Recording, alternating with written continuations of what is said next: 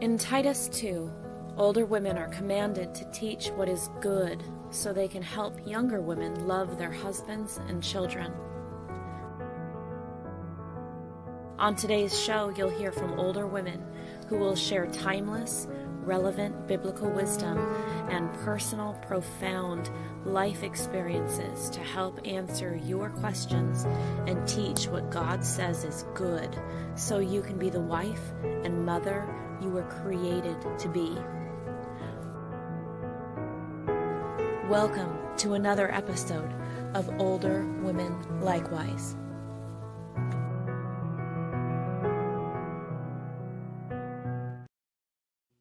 Good evening. We're so glad to have all of you viewers with us this evening, and those of you that are listening to the podcast, welcome. We are continuing our series on our trip to Israel, not only the things that we saw, but the scriptural references that were made along the way of all the things that we saw. And then also we're going to be sharing our feelings, our emotions, and our reflections as we were on that trip. That is, Ashley and Cindy are going to be. By this time in the trip, I was sick. I was sick. Yeah. It was terrible. Yeah. It was terrible. But so they have wonderful reflections. I just have like, oh, please let me feel better soon. So but here we go. And again, as before, this is being recorded ahead of time for you. Cindy, what you up to tonight? Well, I'm coming in. I'm parked today at Truth or Consequences. It's a cool name for a New Mexican city. And when we passed the sign last year, I was like, I want to stay there someday because it sounds very interesting. And we spent some time today. I don't know if you've ever heard of is it called the Very Large Array? So this is all of those telescopes. They're really like antennas that are featured in the movie Contact with Jodie Foster. So it's they've been actually featured in all, I think a Bon Jovi music video and all kinds of other, movies and such. But anyway, we spent some time learning about what they do there, and it was far different than what I thought they were doing there. I thought they were looking for ET, and apparently they're photographing some amazing galaxies and things. So it was, as Ashley and I call it, a homeschool field trip today. Wonderful. Wonderful. Very educational. How are things with you, Ashley? Kids doing well? Kids are doing great. I'm working on an article for a magazine about using sustainable resources in spinning yarn and how to work with textile manufacturers to get their byproducts and their surplus in order to craft in a more green, earth-friendly way. So working on that article, should be out by the end of the year, and homeschooling and spinning my plates as I do. Okay, wonderful.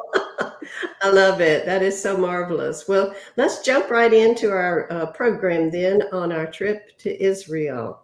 Let's see if this works for me. Here we go. Did I get it? Not yet. Come on now. Oh, no. I'm going to behave. Talk. We believe in you, Isla. You can do this. Thank you. Thank you. Let me try it again then, y'all. So I don't know if what I've done that it didn't like. I like this. There. Now we're good. Okay. So we talked about that. I've made this one long PowerPoint so we can just go from place to place. And these are all the places the major places we went at the end of, or these last 4 days of touring. So here we go to Jericho. All right. So was this that Sunday morning, Isla, when we worshiped first at the hotel? I'm not sure if this is the day after that. This is the day after. This is Monday. Okay. All right. Well, yeah. So all right. Go ahead. Oh, I'm just remembering, I believe the day when we hiked around the ruins of Jericho, my notes say that Brian Nash that morning led us in worship, but apparently This is the day after, but yes. What I remember about Jericho is just taking my daughter's hand and singing the song about marching. We're marching around the Yeah. walls of Jericho, and the walls came tumbling down and all that. So Right. that was really something. I also remember thinking that Jericho was, if I had to live in this area outside of the very last city that we visited, which was, wow, gorgeous. This, I think, to me seemed like a place that would be a beautiful place to land. I mean, there was a lot of newer infrastructure and that kind of thing, and it just visually it was just gorgeous. Loved Jericho. What did you think about Jericho, Ashley?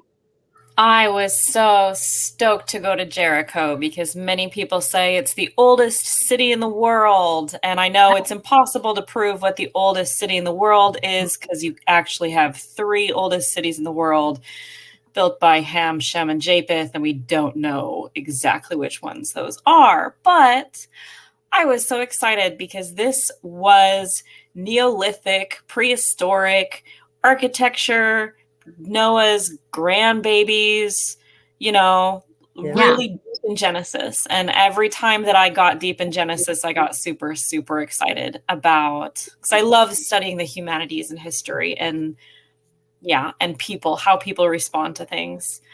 I love Jericho. It was beautiful. It had dates is what you're seeing in the picture here, clusters of dates on different palm trees and stuff. Mm-hmm. And it was the day I wore my red scarf because that was my outfit of the day because of Rahab with her red fabric out the window. So that was I walked around with it blowing in the wind. Yeah, it was we have some good pictures of you. Isn't this where we went in and we got dates? Didn't we buy dates at this place? I think so, yeah. I remember that. Mm-hmm. I thought the bars. It was interesting that they called their store Temptation. There was many ironic store names where I'm like, are we supposed to shop here? Or is this something I'm supposed to avoid? We're supposed to resist it. That's all right. It's like, do I talk to it? Like what? What does it mean? So, well, I think it's for the traditional mount of temptation, I guess. Jesus. Oh yes, that's right. I forgot about that. Well, it was called the City of Palm Trees way back. Mm. In fact, one of the things that I found about Jericho that was so interesting was the archaeologists have found evidence of more than 20 settlements over time at Jericho. And even back in Deuteronomy, when God showed the promised land to Moses, he took him up on the mountain. Jericho, the city of palm trees, was there. And like you said, when they came across the river and Rahab, they stayed at the home of Rahab, and then she was saved and her household through faith, as Hebrews 11 talks about. So much about Jericho. Jesus was there on occasion. And it was in Jericho where the judge Ehud killed the king of Moab, Eglon, left-handed guy. We know the story about that one. So, but yeah, Jericho was an interesting city. One thing that I found really, really interesting going to these places and standing in them was the proportion and size of them compared to what I had either seen in movies or in my imagination. Mm-hmm. And so Jericho, as if you were to draw a line outside of where we toured, would probably be smaller than your local Walmart. And so I was thinking about this idea of the Israelites marching around, and usually we think about them marching around this huge, and it's like they're marching around some place about the size of a local Walmart or a Target or something. And I was like, it's so much smaller than I thought it would be. Yeah. I think almost all of these places were a lot smaller than we expect. them to be. That was fascinating, really, like you said. It was so interesting. This is the building here with the red tile roof. That's a pumping station that provides water for Jericho. But here in this area is the spring that Elisha purified in 2 Kings when I think it was threw salt into it. It had gone bad. The water was bad. It's been pure ever since, they said. And they call this Elisha's spring. The older place, one of the things that was remarkable about this was that they had these mud walls that when you were talking about marching around, and I don't know if our viewers can see it very well here.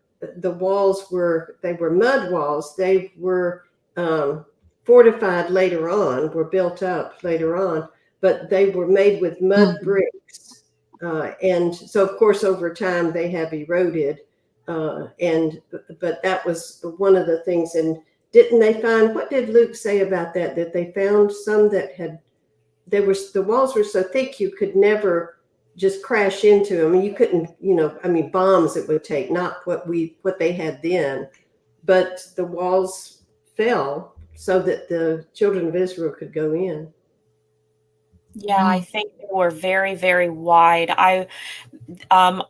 I think we were all a little under the weather by this point, and so I was trying to soak in like the panorama, the scene, the landscape, and I ended up being kind of a wanderer a little bit from Luke's amazing educational resources. I kept finding pottery. It was that. So Wallace took this picture of a sycamore tree. He said, what we always say, sycamore tree. And this is where Jesus, met Zacchaeus. So, well, that's yes. And he said, "Who wants to get out of the bus to come see the Zacchaeus tree?" It's absolutely not the one that he would have climbed to see Jesus. So yes, this was not for real, but we got to see the traditional tree. It's the same species. Yeah. So you can see, somebody could climb up in that tree. You can kind of picture that. So, well, from Jericho, we went on to Beth Shean, and this was where the theater was, an ancient theater built at the end of the 2nd century on the remains of a 1st century theater. And as we went through it, I remember at that. I remember at that point, Isla, I said something. I said something about, oh, wouldn't it be nice to somebody could just go down and give us a few lines from Fiddler on the Roof, and I believe that's Luke Chandler, and he obliged. And the first time I ever talked to Luke Chandler when I was thinking about going on this trip, he wasn't texting back, and finally he did, and he said, sorry, I'm like the king of so and so right now. Like he was in the middle of a play and dressed up in character and made time to return my text. But so this was he's a multifaceted, multi-talented man, and so there he is, just giving us a lighter moment there. But beautiful ruins. I loved photographing up close, just to see the textures and the tiles and to get a feel for, what it may have looked like so long ago. Yeah. This Greco-Roman city with the Roman theater and these massive columns down the street. You can see, here's a person here, and there's the column. It's huge, just gigantic. And there you all are walking down this street where these columns were. It's just hard to imagine just regular people in a setting like this, and I guess it's just the same as ancient people would have a problem imagining being in our cities, like they are. My understanding is this is where the bodies of King Saul and his sons were displayed by their conquerors. Is that some dark history in this area? Yeah, exactly. As well. when the Philistines knew that he was killed and his sons, they went and got his body and his sons' bodies and hung them up. I mean, they had cut off the heads. And so the valiant men of Jabesh Gilead came at night and they retrieved the bodies, which would have been a dangerous mission to go on, and then brought them back and buried them there in Jabesh. So, but from there, we went on to the spring of Herod. You all will remember that water was just, you can see how clear and beautiful it was there. In Judges, this is the spring where in Judges 7, God reduced the army of Israel from 32,000 down to 300 to go and fight against the Midianites. And this is the way that he judged. Remember, he told them, bring them down to the water. And in the picture, if you're listening to the podcast, is a line of all of us young folk lined up, and most of them are using their hands to scoop up the water, but not me, because I decided I didn't want to go to war. I wanted to stay behind with the baggage and go on and be on vacation, as it were. So I was trying to play my cards. Face down in the water. You know, I don't know how. I saw these kids do it, these young people. I call them kids because they're under 35 or 40. And I said, they're going to be face down in that water any moment now. But, you know. It was really fun. You know, I'm glad I did that. Yeah. You know, being there, I do remember this part. Being there, knowing the story so well, the Bible account so well, I could, you know, you could really just see it, especially when you guys got down in the water, but you could just really understand and visualize how it must have been. And, you know, he got the people down there, the men down there, and they either just went into the water, or else those who lapped like a dog, those are the ones God said, you choose them, keep them in your army. And only 300 of them. I've heard lots of sermons on why that was the best thing. I don't know whether that meant they were ready for war. If that makes sense to me too. But that was however many it was, 300 of them. And then that same night, they surrounded the Midianites, and just the story is just fabulous of how Gideon overcame the Midianites through God's help. Absolutely, the victory was God's, not theirs. But that being at that spring was really very interesting. Next, we went to Tel Jezreel, and this was a very interesting place. There were so many Bible events that happened there, and to look out over this land and to know that so many things had happened on this soil was just really intriguing, I thought, you know, as well. It really shows how much it greens up when it's able to be watered. It looks a little bit like the Willamette Valley of Oregon. Oh, I bet that does. Yeah, that's pretty.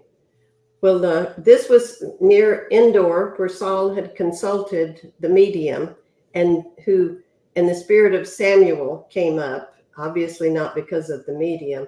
Ahab and Jezebel had a summer palace here, and Jehu killed Jezebel here, and the dogs ate her as prophesied, 1 Kings 21 and verse 23.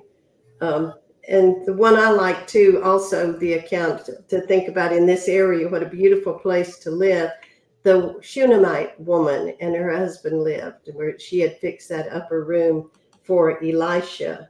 And then when her son died, Elisha was sent for and came and raised him from the dead. And that was really just to stand there, to be able to look across this valley, and as beautiful as it is there, we have been, I know Luke told us, and so did our guide, Zach, the Israeli guide, that it used to look like this. It wasn't always so dry as we saw in some places. There were beautiful places. And then our next step was we went to the hotel. So to the kibbutz. Oh, I'm sorry. Were there any other thoughts y'all wanted to share? I'm just rattling on. You're thinking what I'm thinking, Ashley. Do you remember? Oh, I'm thinking I'm in a silly mood tonight. And so part of me was thinking about how when I was a kid, I thought the Witch of Endor was kind of like a overlay with Return of the Jedi, because the Ewoks are on the planet of Endor. And so that lived in my head for longer than it should have. How funny. So whenever I hear that, I kind of am amused by that. And yeah, so there was that. And then it's also... Well, Go ahead, sweetie. Oh, how they're still growing crops in the valley of Jezreel. They're still growing stuff to eat. Like nobody's moved in there. It's not like California where it's all mansions around and gated communities and an HOA down there. It's still farmland. And I just really appreciated the decisions that the Israeli people have made in their recultivating their land since they got their nation back. Cindy? Oh, I was just remembering that this was the area where Luke had explained that Jezebel had been thrown out of the window and had been eaten by dogs. Right? Yes. And so, yes, I had, and I've confessed this in previous Israel programs that we've done, that I on certain places where God was outraged, I would spit on those places, idolatrous places. So after I'd had my little spitting ceremony in private over Jezebel, that's my way of, feeling what God felt and relating to God. I had a weird idea and I said, hey, Ashley, can I photograph the palms of your hands? Because remember, there's where the dogs come and eat, but they don't eat the palms of her hands. So Ashley put her palms of her hands out like this, and so I photographed them. And then I erased all the background. And we went, and then we got on the bus and we kind of passed that around, and people were like, what is that? We showed Luke. We found Jezebel. Oh dear. Finding the palms of Jezebel. Luke, it was, right where you said it was, Luke. Oh boy. Moving right along. I see I'm sorry, Anna. Yeah. Our next step, we went on to kibbutz. I never can say this right. Kibbutz Naf Genasar. Good job. Yes. The Sea of Galilee. I love this picture y'all made. This was our hotel for 2 nights, and it was very close to the Sea of Galilee. I thought it was interesting as we learned more about the kibbutzes that in order that when you came to Israel, a Jew that came there in modern times, they wanted to start a kibbutz. They had to have a group of people, and they had to have a plan to support themselves at this kibbutz. And this particular one, the economy of it is based on fishing and agriculture and tourism, because they have a wonderful place for us to stay. The accommodations were very nice, and as you say, several of us were sick. So, hey, it was a nice place to hang out for a couple of days. Yeah. So, but this was a good one. And the sea must have been just beautiful. I just love this picture. Yeah, I loved how you could see across all the mountains all around it, and the little lights of houses. And it was easy to imagine them being like little fires, or it was easy to immerse yourself in a first century world there. And the landscapes were exactly as Jesus would have seen them. So this is one of those places where I felt like I was home in a way that I can't explain. Well, and I think I agree. Go ahead, Cindy. I'm not sure if you can see, I'm not sure if you can see Tiberias there in the distance off to the right, past Yeah. the rocks. But yeah, yes, there you go, Ash, off to the right. And so yes, Luke said that it would make sense that Jesus would use that as a visual aid to teach the teaching of a city set on a hill cannot be hidden, that we as Christians, need to let our light shine. And so that was beautiful. And yes, we swam at night. I don't think it was this night. It might have been the night after this, I believe, but we swam in these waters after dark, and it was really, really beautiful. And I just remember Ashley went with me, and we went all the way as far as we could go. She got out first, and I stayed in the water by myself a little while and reached down and picked out a rock, because I was picking up rocks, as I mentioned before, all along the way. I picked out just one rock. I said, I'm just going to take home the first one I touch, and I pulled it up, and it was the shape of a heart. So that meant a lot to me. I'd been collecting heart rocks, so it was really, really, this was my favorite hotel. These were probably couple of my favorite days. Yeah. Very special. This was a good one. Well, the next day, we moved on to, and this is the day I was at the hotel this day, and of all days to miss, but you went to Nazareth Village, a reenactment area. And, I did a little research on this, that the city of Nazareth, y'all, it said on the recap that you skipped it because so much of it is just modern. There's nothing there to show Jesus or to see from his time, because there's so many things that happened in Nazareth. Although it was interesting that Nazareth was never named in the Old Testament. It only came into prominence in the New Testament. The angel Gabriel came to Mary in Nazareth to tell her that she would soon bear the Son of God. Joseph and Mary came back to Nazareth after they had spent time in Egypt with Jesus.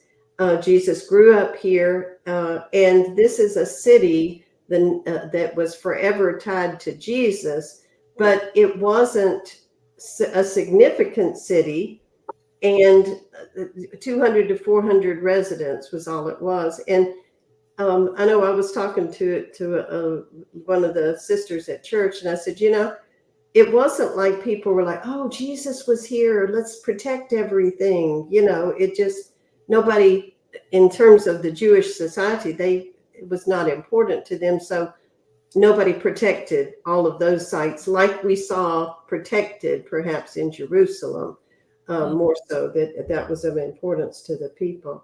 But this Nazareth Valley was a village. I want to call it valley every time. This Nazareth village looked like a wonderful experience. Tell us about your time there. It was charming.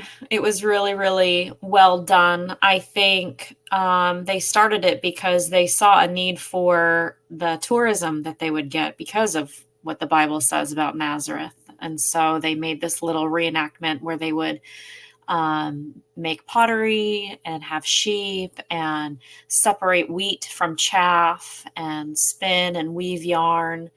And I was really excited because I got to spin with the local spinner there in Nazareth. This is a guy talking about the sheep, differences between sheep and goats. The sheep breed there they have is a Jacob sheep, which is traditionally called a Jacob sheep because it's spotted, but it's not the same species. We can't prove that it's the same species. My favorite, the pomegranate. I ended up buying a souvenir, a glass pomegranate to bring home. Oh, but my grandmother nice. always had a little pomegranate bush by the old house, and I just have always been sentimental about pomegranates. So I had to put this picture in. So, but then there's some other fruit. I like too. that.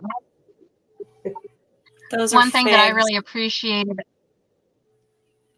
One thing that I really appreciated about this tour was that no matter what we were looking at, whether we were looking at the potter's house, they'd go into the scriptures and what the imagery of how God used the potter's house or throwing, pottery as of how he shapes us, and just the different allegories or the different visual aids. So as we went around, if it was the winnowing, or if they talked about how God said one day separate the wheat from the chaff.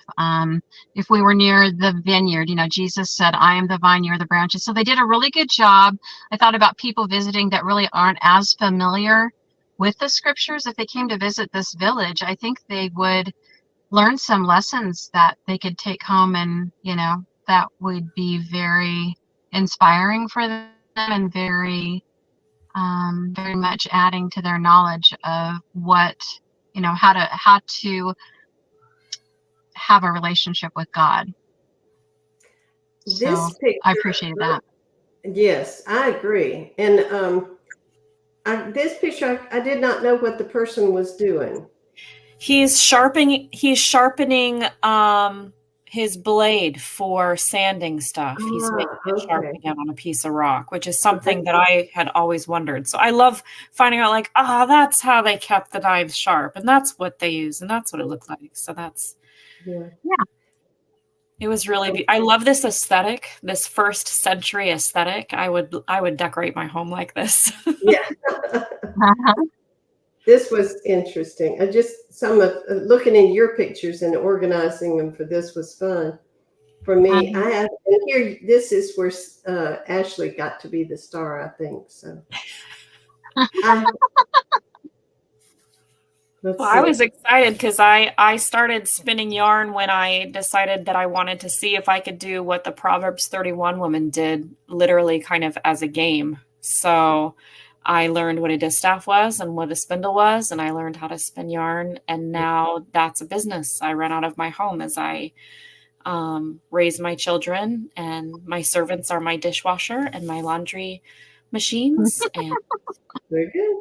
It's a wonderful life. And so, that was really fulfilling to do kind of what I do in that setting. And they were so sweet. They were like, you should work here. And I said, you have no idea, I would totally work here.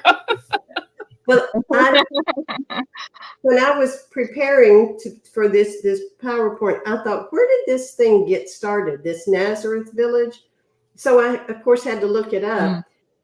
This land is genuine first century land that this was on. Wow. And one of the ladies who is a big supporter and helped to get this thing started, Sherry Hershend, she and her husband, Jack, are the ones who built Silver Dollar City in Branson, Missouri. So she's familiar with this concept. Wow. And so, she was really excited. When she had visited Israel, she said, it's great to be there, but everything looks like dead stones. How do people know get the experience, that get the understanding? A lot of people come that don't have the benefit of a guide like we had to tell us the stories and how it was, and bring it to us. But she wanted to build something, to be part of building something in Israel that would help to tell the stories of Jesus. And so she was really instrumental in this. But the land itself had been a working farm, and the olive press, and I think we'll see a picture in a minute, was from the first century. And so it was a kind of amusement park-ish, what do they call it? There's a sunset. Like a living history. Yeah.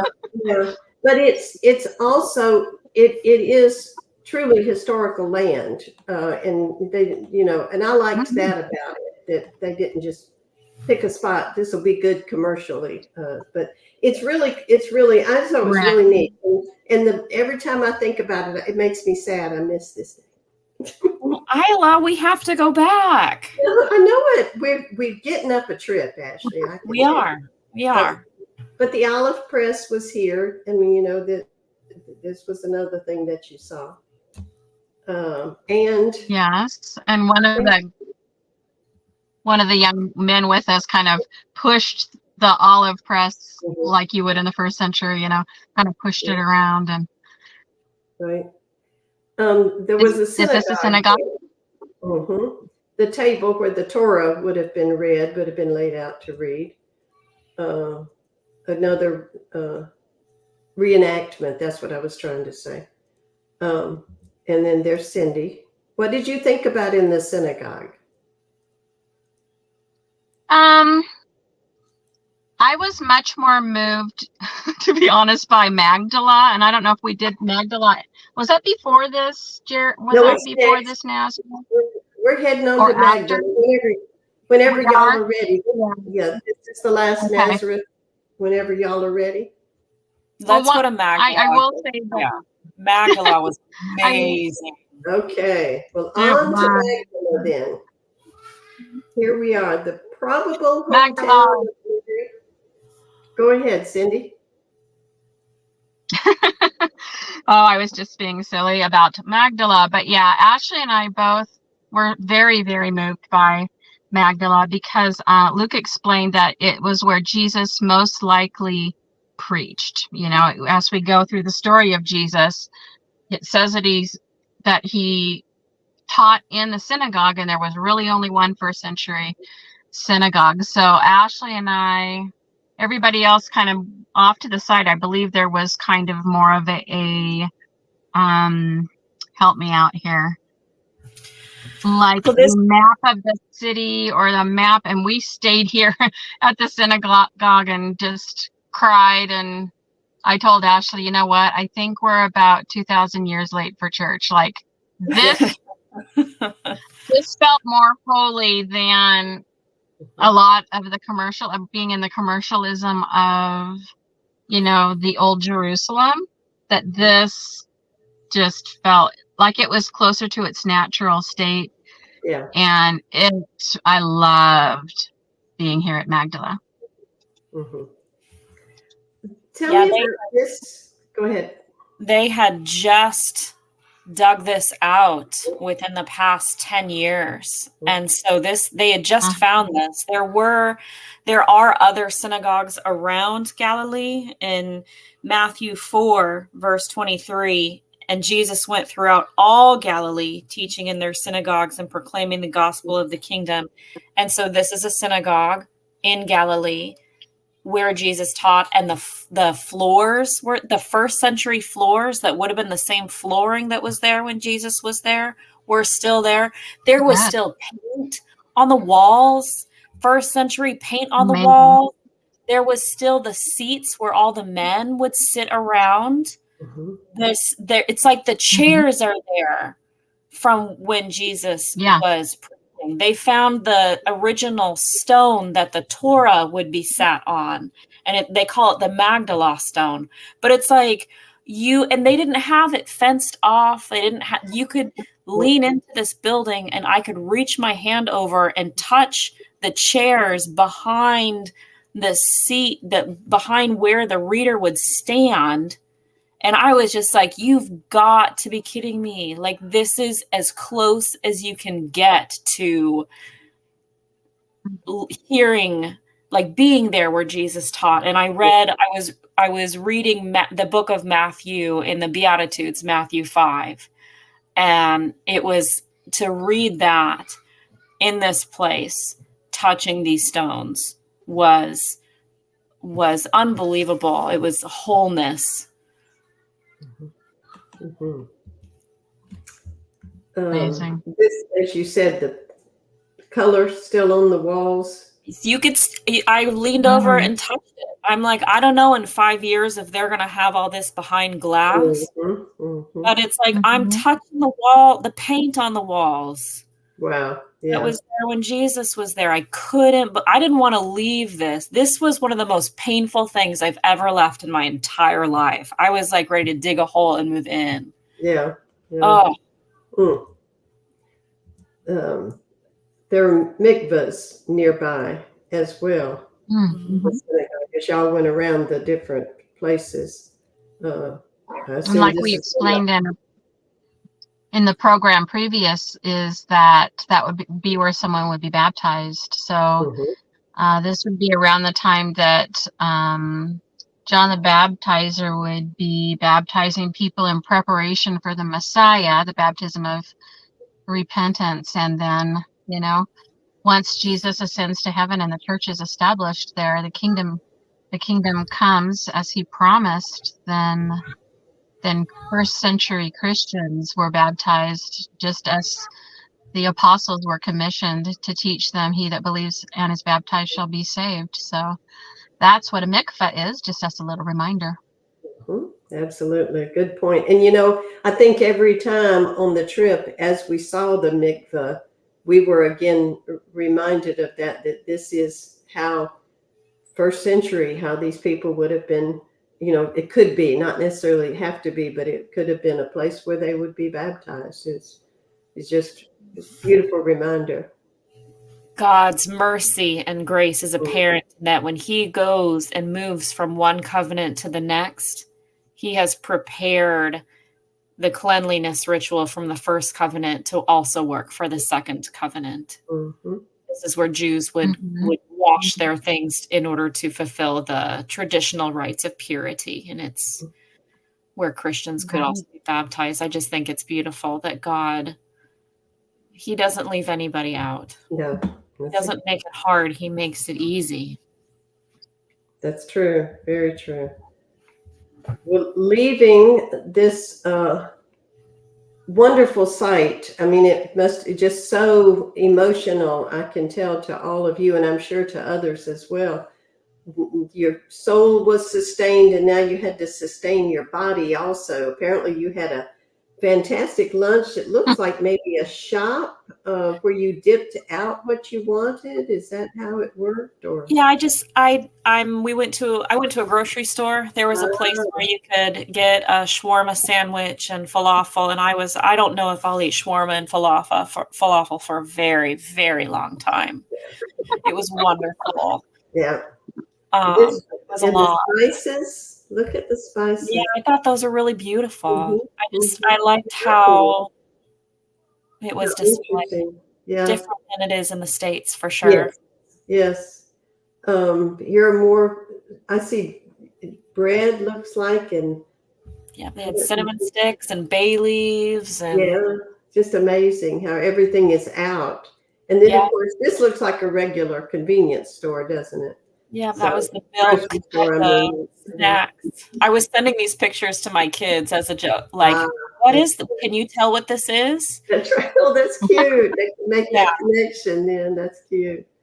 Well, the next thing that you all did later on, and it's the very next thing, but you had a boat ride on the Sea of Galilee. And the boat was one that had, it wasn't what was used in Jesus's time, I know, but just a big old boat. Yeah, I think we were on the Reuben, but I got a picture of the Noah. I was hoping to go on the Noah. But yeah, we were on the Reuben boat, so I haven't taken the time to see what all the ironic parallels are in that. Oh dear, but here's the group, and there's I see Wallace. Let's see, I don't see y'all because I guess one of you was taking it, but there's Zach, our leader, and then here's the Sea of Galilee. Beautiful color, isn't it? Just such a beautiful turquoise, and off in the distance, I don't know if this is, I think this is the direction. Ashley, do you recognize this as being the Beatitudes Hill? Is this the correct direction? It's the Beatitudes Hill, I think, is a little bit to the right, but we're looking toward where the resort was, where we were staying. But yeah, it could have been any of these hills because we don't know exactly the latitude and longitude where Jesus stood to preach these things. Right. But it was it was here. Yeah. And so we sang worship songs, if I recall, and Dr. John Weaver led us in the most beautiful prayer that meant a lot to everyone, I believe. And yeah, it was a very, very special time. Perfect weather for it. My understanding is that weather can change on a dime here, but it stayed beautiful, and what a happy memory. Mhm. Well, I think this would be a good spot for us to stop our program this evening. And just we'll continue the next program and talk some about Capernaum and your trip there. So for tonight, though, we'll say good night. Good night, everyone, and God bless. Well, let's see. I'm going to eventually quit. There we go. Wait a second.